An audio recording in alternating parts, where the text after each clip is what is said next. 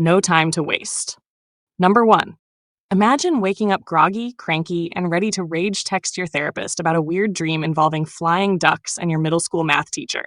Now imagine you wake up in the Renaissance. Guess what you're sipping instead of a venti oat milk latte? Room temperature ale. For breakfast. You, my friend, are about to spiral. Because caffeine? Nah. Coffee wasn't widespread in Europe until the late Renaissance. Therapy? Not unless you count exorcisms or being told your melancholy is caused by unbalanced humors and too much bile. And Wi-Fi? Okay, that's just cruel. If you wanted to search something, you had to literally walk to a monk with a scroll. Good luck Googling your symptoms when your nose won't stop bleeding and your skin's turning slightly plaguish. They say ignorance is bliss, but in 1503 it was a full-time job. No Google, no news, no memes. Just the stars told me Venus is angry, so your crops are dead. If you can't function without a solid breakfast, 3 tabs open, and at least one text from someone who saw this and thought of you, then Renaissance life would chew you up, spit you out, and blame it on astrology. Number 2. Do you like chewing? Smiling? Not having teeth fall out like Jenga blocks? Tough. Because in Renaissance Europe, your teeth were basically on a timer, and that timer was set to screaming agony. Brushing wasn't really a thing unless you were fancy. And even then, you were rubbing your teeth with linen and wine, which I'll admit does sound like something from a celebrity wellness routine. But no, it didn't work. Toothaches were so common, they were considered a personality trait. Dental infections often went untreated until they killed you. Yep. Your molar could take you out faster than a sword, and if you wanted it fixed, the barber would yank it out with pliers. And no, not metaphorical pliers. Literal blacksmith-looking tetanus-infused pliers.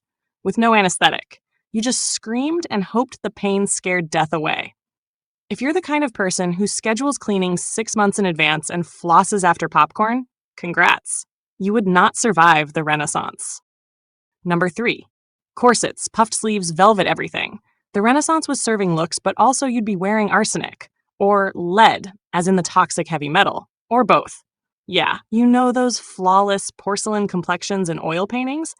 That was lead-based makeup, as in makeup made from the same element you'd find in old plumbing.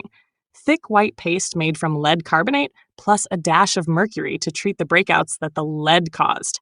And it gets better. If you were rich, you might wear green outfits dyed with copper arsenite. That's right. Your ball gown could literally poison you. Fashion was suffering before it was cool. Also, no deodorant, no laundry machines, and your underwear was optional. The average person bathed maybe once a month, so your drip came with a side of funk.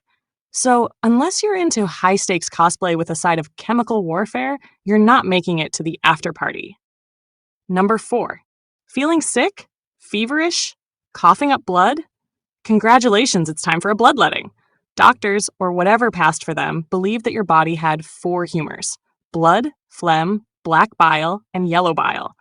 If any of those were out of balance, they'd stick some leeches on you and call it a Tuesday. You could literally have pneumonia, and the treatment would be, let's drain a pint of blood and maybe chant over some herbs. Antibiotics? Not for another 400 years. Your immune system was your only defense. And frankly, it was losing. Childbirth? Extremely dangerous. Broken bones? Set by guesswork. Headaches? Treated with trepanning, which is a fancy word for let's drill a hole in your skull and see what happens. If you Google your symptoms more than your date's star sign, you wouldn't survive. You'd be the reason they invent the phrase, cautionary tale. Number 5. Think your 9-to-5 is soul-sucking? Try being a rat catcher or a gong farmer. That's a guy who scoops human poop out of cesspits for a living, with a shovel, in the dark, and you didn't get hazard pay, you got dysentery. Maybe you're thinking, I'd be a painter. Sure, but unless you were the Leonardo da Vinci, you were painting creepy baby Jesuses for 3 cents and eating moldy bread. Science wasn't a viable career unless you wanted to get burned at the stake for heresy. Actors were seen as borderline criminals. Writers starved. And women?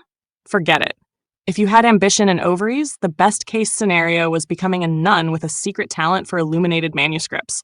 So yeah, keep complaining about your email job. At least your boss doesn't make you literally shovel plague corpses. Yet. Number 6. Let's play a fun game. What's grosser than porta potty at a music festival? The answer is everything in Renaissance Europe. Cities reeked, people tossed chamber pot contents into the street, out the window, with no warning. Gardez l'eau, they'd yell in French, which literally means watch out for the water. Spoiler, it wasn't water. Public baths existed for a while until people started blaming them for syphilis and the plague, so they closed them down. Instead, they just stopped bathing. For years. Decades. Some folks thought water could seep into your pores and let diseases in, so they dry cleaned themselves with linen and perfume. You'd die faster from the smell than the sword fights. If you can't skip a shower without feeling like a war crime, the Renaissance would be your villain origin story. Number 7. Do you enjoy books, music, weird niche interests like astronomy or, I don't know, thinking critically? Yeah, you're a witch now. The Renaissance was not the age of open-minded intellectuals. Sure, the art was poppin', but the vibes? Suspicious. If you liked the wrong book, wore the wrong color, or had a weird birthmark, people assumed Satan was involved. Women with herbal knowledge? Burned. Men who read Arabic texts? Burned. People who hummed tunes that weren't church-approved? At best, public shaming. At worst, yep, more fire. Your witchcraft could be anything from dancing too much to having a cat that looked at someone weird. So if you've ever made a crystal mood board or own a tarot deck, let's just say you'd be a headline on a wanted poster. Number 8.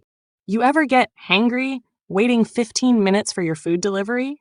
Now picture waiting 5 months for a turnip, and that's your good year. Farming in the Renaissance was basically just gambling with extra mud. Crops failed often. Winters were brutal. And the average diet? Let's just say it was low on variety and high on please don't let this kill me. If you were poor, which let's face it, you would be, your entire nutrition plan was bread, onions, and more bread. Meat? Only on holidays, if someone in your village didn't die that week. Vegetables? Boiled into gray mush. Fruit? Seasonal, rare, and probably full of bugs. And forget about spice, unless you mean salt, which was basically gold. If you're the type to complain when your smoothie isn't refreshing enough, Renaissance food would straight up break your soul and your teeth, which, again, are already falling out. Number 9. If someone robbed you, stabbed you, or yeeted you into the river, it was just Tuesday. The Renaissance was lawless unless you were noble. And even then, justice was more about vengeance than fairness. If your neighbor stole your goat, your legal options included 1. Yelling about it in the town square, 2. Dueling them, or 3. Hiring someone sketchy with a dagger and poor impulse control. Towns had watchmen, sure, but they were usually drunk, corrupt, or asleep. Trial by fire, water, or combat was still a thing. Accused of a crime? Hope you can swim while tied to rocks. Also, torture was part of the standard legal process. You could be interrogated with thumbscrews and branding irons for stealing a loaf of bread. If you think the modern justice system is flawed, just wait till someone calls you a witch, and your trial includes a hot poker and a bucket of eels. Subscribe if you learned something new. Which one's your favorite?